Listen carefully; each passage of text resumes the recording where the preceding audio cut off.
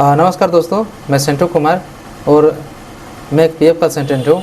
आज हम जानेंगे कि जो पीएफ का पैसा है वो अगर अलग अलग मेंबर आईडी में है, जैसे मान लीजिए कि किसी का कोई मेंबर है, अभी वो वर्तमान कंपनी नंबर डी में काम कर रहा है यानी 4 नंबर पे, और उसके पहले वो 3 कंपनी में काम कर चुका है ए बी सी। तो हम जो ABC वाला जो पैसा है उसको कैसे ट्रांसफ़र करेंगे, और क्या केवल ट्रांसफ़र लगा देने से ट्रांसफ़र हो जाता है, क्या उसके अंदर कोई मतलब हमको प्रोसेस करने की ज़रूरत पड़ती ही भी है या नहीं पड़ती है, ये हम देखेंगे आज के वीडियो में। तो सबसे पहले हम चलते हैं होम स्क्रीन पे और देखेंगे कि कैसे कैसे काम को किया जाता है। और वीडियो बहुत ही इंपॉर्टेंट है दोस्तों, आप इसको ध्यान से समझिएगा, देखिएगा, क्योंकि जब तक आप प्रेजेंट कंपनी में काम कर रहे हैं उसी समय आपको ये सब काम करवा लेना होता है। क्योंकि मैंने देखा है और मैं देखता भी हूँ कि एक बार कंपनी छोड़ने के बाद में कोई भी कंपनी किसी का हेल्प नहीं करता है। विशेष रूप से पीएफ के काम में भी शायद ही कोई कंपनी है या शायद ही कोई HR होते हैं जो आप लोगों को हेल्प करते हैं। अन्यथा मैं देखता हूँ 90% कि लोग भटकते रहते हैं इधर उधर, किसी का KYC अप्रूव नहीं है, किसी का पेंडिंग विद प्रेजेंट एम्प्लॉयर दिखाता है ट्रांसफ़र करने के बाद में, और वो महीनों सालों साल ऐसे ही रहते हैं। तो कृपया करके आप इस वीडियो को बहुत अच्छे से देखिए, कृपया वीडियो को स्किप ना कीजिएगा, तभी आप समझ पाइएगा। तो आइए हम चलते हैं अपना होम स्क्रीन पे और लॉगिन करके देखेंगे कैसे कैसे काम को करना है। EPF लॉगिन करने के बाद में हमारा यूएन नंबर का ऑप्शन आता है, इस पर हमको ओपन करना है। इसके बाद हमें अपना यूएन नंबर डालना होता है, जो भी हमारा यूएन नंबर है। उसके बाद हमें पासवर्ड डालना होता है। दोस्तों यहाँ पे एक मज़े की बात है कि जो हम पासवर्ड डालेंगे वो पासवर्ड पहले यह होता था कि एक बार हम जो बना लिए हैं वो सालों साल चलता था, पर अब ऐसा नहीं है। यहाँ पे EPFO ने बहुत ही अच्छा काम किया है सिक्योरिटी रीज़न को देखते हुए। वो क्या है कि आप जो पासवर्ड बनाते हैं वो 3 महीने में ऑटोमेटिक एक्सपायर हो जाता है, यानी 90 डेज़ में आप सोचिएगा फिर दोबारा बनाने के लिए तो वो ऑटोमेटिकली एक्सपायर हो जाएगा। फिर से आपको दोबारा पासवर्ड जनरेट, फिर अगर पासवर्ड भूल चुके हैं पहला वाला तो आपको फॉरवर्ड पासवर्ड ऑप्शन में जाके फॉरवर्ड पासवर्ड करना पड़ता है। ये एक अलग टॉपिक से हम इस पर एक अलग वीडियो बनाएंगे। तो सबसे पहले चलिए हम चलते हैं, पासवर्ड अपना डालेंगे।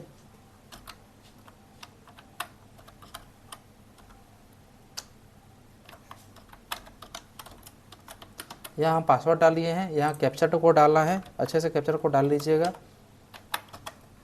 डालने के बाद में साइन इन करना है। जैसे साइन इन करेंगे यहाँ पे एक हमारा OTP जाएगा, OTP लिए हम। फिर उसके बाद चलिए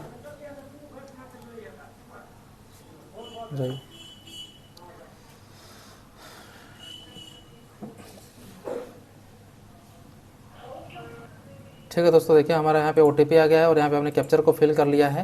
कैप्चर फिल करने के बाद यहाँ पे हम सबमिट करेंगे। जैसे सबमिट करेंगे उसके बाद में देखिए आप यहाँ पे आपका होम पेज आ गया है, जो कि आपका सारा डेटा रहेगा। अब हम यहाँ पे देखिए सबसे बड़ी बात जो कि लोग अक्सर भूल करते हैं और अक्सर लोग यहाँ पे जो है मतलब गलती कर बैठते हैं, वो ये है। चलिए हम देखते हैं, व्यू सेक्शन में जाएंगे, सर्विस हिस्ट्री में जाएंगे, और यहाँ पे आप दोस्तों बहुत सारे लोग हमसे पूछते हैं कि मेरा पैसा ट्रांसफ़र नहीं हो रहा है, ट्रांसफ़र नहीं हो रहा है।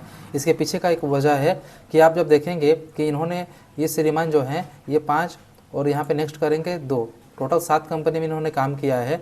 7 कंपनी में देखेंगे तो इनका जो है 5 कंपनी में रिज़ाइन डेट लग चुका है और 2 कंपनी में नहीं लगा है। एक जो सीरियल नंबर 2 है आप देख सकते होंगे, यहाँ पे देखिए सीरियल नंबर 3 में सुपर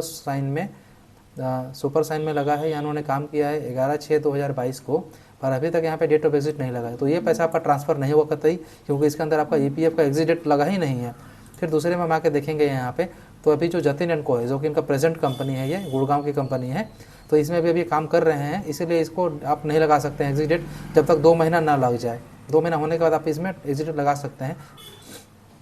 अब हम यहाँ देखेंगे दोस्तों कि ट्रांसफ़र करने में आपको दोनों में ही रिज़ाइन डेट, ज्वाइनिंग डेट और रिज़ाइन डेट दोनों ही लगा होना चाहिए, तभी जाकर आपका पैसा जो है वो ट्रांसफ़र रिक्वेस्ट के लिए जाता है। जैसे उदाहरण के लिए मैं देखिए सीरियल नंबर 1 को लेता हूँ, BSS सिक्योरिटी सर्विस। यहाँ देखेंगे 1/11/2016 का इनका कंपनी इन्होंने पकड़ा था, ज्वाइन किया था, और DOE यानी डेट ऑफ एग्जिट EPF में इन्होंने 31/5/2019 को इन्होंने छोड़ा था। तो ये क्या है कि तमाम आप देख लेंगे, ये जब आपका डेट ऑफ एग्जिट लगा रहेगा तो ही आपका पैसा जो है वो ट्रांसफ़र रिक्वेस्ट के लिए जाएगा, अन्यथा आपका नहीं जाएगा। आप इस चीज़ को बड़ी भांति समझते होंगे और देखिएगा और समझिएगा भी। दोस्तों ये जो वीडियो है ये मैंने प्रैक्टिकली मैं बताता हूँ, लाइव काम के साथ में। ऐसा नहीं कि मैंने किसी का स्क्रीनशॉट लेके यहाँ रखा हुआ है और मैं इसको बताता हूँ, क्योंकि काम को करना और बताना दोनों बहुत ही बेहद ज़रूरी है। और आप सबसे रिक्वेस्ट है कि आप जब प्रेजेंट कंपनी में काम कर रहे हैं, करते समय में ही ये सब काम करवा लीजिएगा। ट्रांसफ़र वाली, क्योंकि एक बार जब आप काम छोड़ दीजिएगा दोस्तों तो उसके बाद में आपको हेल्प करने वाला बहुत कम ऐसे एचआर होते हैं या कंपनी जो आपकी ये सब सुने। तो कृपया करके प्रेजेंट कंपनी में काम करते समय ये सारा चीज़ कर लीजिएगा, ताकि जो आपका पैसा इकट्ठे होकर एक आईडी में चला आए प्रेजेंट वाली में, ताकि आपको फ्यूचर में पैसा विड्रॉल करने में आपको तकलीफ़ें ना हो। तो इस बात को आप ध्यान दीजिएगा। अब हम चलते हैं एक यहाँ पे ट्रांसफ़र रिक्वेस्ट लगाएंगे कि जो कि कैसे लगाना है। हम आएंगे यहाँ पे ऑनलाइन में 1 मेंबर 1 ईपीएफ अकाउंट को सेलेक्ट करेंगे। सेलेक्ट करने के बाद में आपको यहाँ से आपको मेंबर आईडी को डालना है। सबसे बड़ी बात स्टेप नंबर 1 में देखिए, select details of previous account which are to be transferred, यानी ये कह रहा है कि कृपया करके आप अपने प्रीवियस आईडी को चुनें जिसमें आपको ट्रांसफ़र करना है किसी एक को। तो देखिए यहाँ पे दोस्तों 2 आईडी है यहाँ पे चुनने के लिए, एक प्रीवियस एम्प्लॉयर और एक है प्रेजेंट एम्प्लॉयर। तो आपका जो प्रीवियस एम्प्लॉयर से अगर आपकी बनती होगी तो आप प्रीवियस एम्प्लॉयर को भेज सकते हैं, यानी पिछले वाली कंपनी को। और यदि आपकी पिछले वाली कंपनी से अगर नहीं बनती, जैसे झगड़ा करके आ गए हैं या कंपनी ने आपको निकाल दिया है, तो कृपया आप वहाँ पे भेजेंगे तो आपके रिक्वेस्ट उन लोग अप्रूव करने में हो सके बहुत समय लगा दे या करे भी नहीं। लेकिन जब प्रेजेंट में कीजिएगा तो आप वहाँ तो कंपनी में काम कर रहे हैं, तो आप ऑफिस में जाके एचआर या जो उनके एडमिन है उनसे जाके आप बात करके इसको अप्रूव करवा सकते हैं, फिर वो आगे आपको अप्रूवल के लिए जाएगा पीएफ ऑफिस में। तो आइए हम जानते हैं इसके अंदर कैसे करना है। तो इस बात को आप ध्यान रखिएगा, प्रीवियस और एम्प्लॉयर का मतलब आप समझ गए होंगे कि क्या मामला है और क्या नहीं है। तो आइए हम चलते हैं यहाँ पे एक मेंबर आईडी डालेंगे और ट्रांसफ़र करके आपको दिखाएंगे यहाँ पे।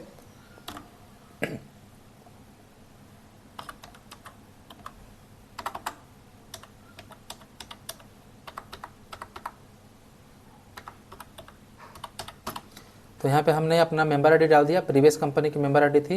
यहाँ डिटेल्स हम डालेंगे, जैसे देखेंगे तो यहाँ पे इनका वेरिफिकेशन के लिए इनका नेम, इनका कंपनी का नाम आ चुकेगा, इनका एड्रेस आ गया है कि एस्टैब्लिशमेंट जो है वो कहाँ का इनका एड्रेस है, ये सब देख लेंगे।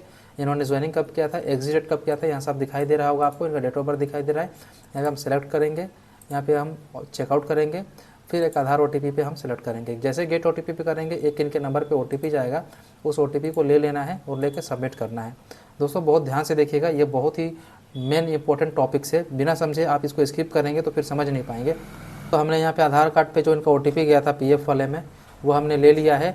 अब यहाँ हम सबमिट करेंगे, जैसे सबमिट करेंगे लोडिंग होगा। लोडिंग होने के बाद में देखिए यहाँ पे जो है ट्रांसफ़र स्टेटस में देख सकते हैं कि यहाँ पे ट्रैक स्टेटस में यहाँ पे इनका अप्रूव हो चुका है, ठीक है ना। फिर उसी तरह से हम दूसरा वाला भी करके देखते हैं।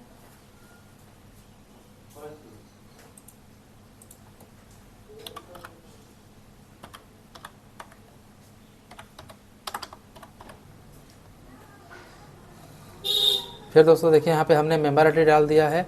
मेंबर आईडी डालने के बाद में फिर हम गेट डिटेल्स पे जैसे किए इनका फिर से इनका जो है हम डिटेल्स आ गया है। अब हम फिर गेट ओटीपी पे करेंगे, जैसे हमने अभी पहले किया था सेम वही चीज़ को फिर दोहराएंगे। फिर ओटीपी गया है, फिर हम से एक ओटीपी लेंगे, ओटीपी लेके यहाँ पे हमको फिल करना होता है। के बाद में फिर से मैं सबमिट करूँगा। जैसे मैंने सबमिट किया, इनका दूसरा वाला भी स्टेटस जो सक्सेसफुल हो चुका है। आप देख सकते हैं कि इनका जो रिक्वेस्ट है वो सब प्रेजेंट एम्प्लॉयर में जा रहा है। दोस्तों ये जो है ये एक आईडी से 3-4 आईडी जिनका है उनके लिए है, ये एक आईडी वाले के लिए तो कुछ है नहीं। एक वाली डालेंगे फिर डाल के अपना काम खत्म कर लेंगे। फिर हम चलते हैं एक और आईडी की तरफ।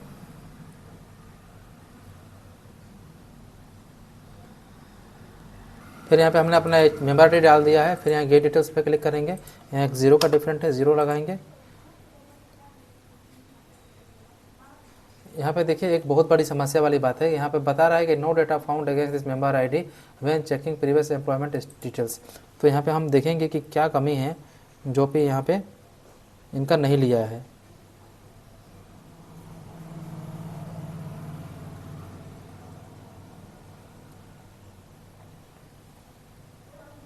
तो दोस्तों जैसे हम यहाँ पे गेट डिटेल्स पे कर रहे हैं तो यहाँ पे देखिए एक बहुत बड़ा एरर आ रहा है कि नो डेटा फाउंड। तो दोस्तों इसका मतलब ये हुआ कि जो है इन्होंने कंपनी में तो काम किया है लेकिन जो पैसा है इनकी कंपनी ने जमा नहीं किया है। तो जैसे ही जब हम यहाँ पे डेटा को सेलेक्ट कर रहे हैं तो यहाँ बता रहा है कि कोई डेटा मिला नहीं है इस मेंबर आईडी के खिलाफ, यानी कि इनके अंदर कोई एम्प्लॉयमेंट पैसा कटा ही नहीं है। इसी तरह से ये एरर आ रहा है। अगर इनका पैसा कटा होता तो जो है यहाँ पे ओटीपी के लिए रिक्वेस्ट चला जाता। तो दोस्तों ये हमारा प्रोसेस है। अब हम देखेंगे कि जो हमने 3 कंपनी का ट्रांसफ़र किया है क्या वो मतलब कैसे हम देखेंगे कि मेरा ये स्टेटस क्या है। तो आइए हम चलते हैं ऑनलाइन सर्विस पे, यहाँ देखेंगे ट्रैक क्लेम स्टेटस पे। जैसे ट्रैक क्लेम स्टेटस पे आएंगे तो यहाँ पे देखेंगे कि ये इनका फॉर्म फिल किया गया है जो कि पैसे के लिए फिल किया गया था। नीचे जब हम आएंगे तो देखिए दोस्तों यहाँ पे हमने 3 रिक्वेस्ट अभी लगाई थी ट्रांसफ़र, जो कि आप देख सकते हैं पेंडिंग एट प्रेजेंट एम्प्लॉयर है तीनों का, और यहाँ पे कंपनी का नाम है। और यहाँ पे इनका प्रीवियस मेंबर आईडी और ये है प्रेजेंट मेंबर आईडी। तो इस तरह से होता है ट्रांसफ़र का प्रोसेस। अब यहाँ आगे होगा क्या हमारा काम यहीं पे ख़त्म हो गया? तो बिल्कुल नहीं है दोस्तों, यहाँ से काम अब चालू होगा आपका। जब हम ये ऑनलाइन रिक्वेस्ट लगा लेते हैं तो यहाँ होता क्या है कि कंपनी को अप्रूव करना पड़ता है अपने डिजिटल सिग्नेचर से।